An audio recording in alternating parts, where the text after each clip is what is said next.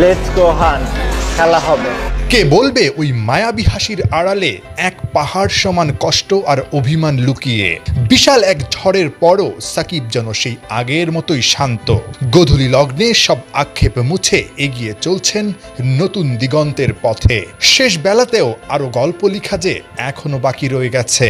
বড় একটা ধাক্কা শেষে নাম্বার 75 বাংলা টাইগার্সের জার্সিতে নতুন করে জ্বলে ওঠার অপেক্ষাতে।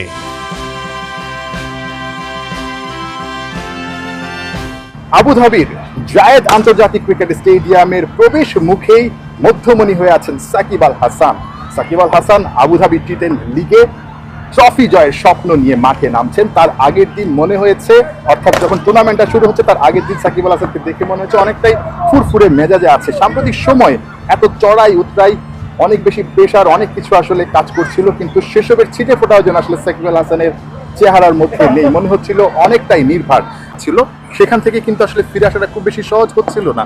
সাকিব আল হাসান নিজেই বলছিলেন যে আসলে এক একটা রাত কিভাবে কাটিয়েছেন তিনি নিজে জানেন।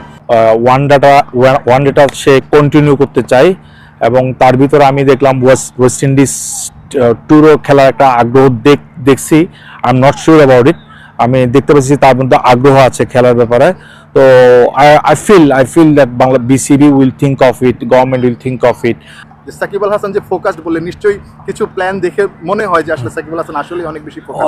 কোনটা আসলে আপনার বেশি মনে ধরেছে? আমার কাছে সবচেয়ে তার সবচেয়ে যে জিনিসটা খুব ভালো লাগে, তার মাইন্ডসেট অ্যান্ড অ্যাটিটিউড। আপনার ক্রিকেটে কিন্তু ক্রিকেটের মেজাজটা থাকতে হবে। অ্যাজ এ ক্রিকেটার তার কাছে ওই মেজাজটা আছে এবং অ্যাটিটিউডটা আছে, মাইন্ডসেটটা আছে। সে is whenever he want to do good, দেখবেন আপনি 80% time his been successful in his career. প্রচুর ঘাম জড়াচ্ছে প্র্যাকটিসে, so that he can perform and he can show everyone that still he is দেয়ার।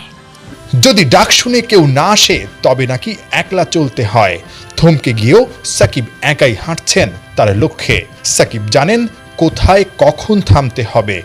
যখন থামবেন তখন নিশ্চয়ই বাংলার ক্রিকেটের নবাব এমন হাসি মুখেই বিদায় নিতে চাইবেন।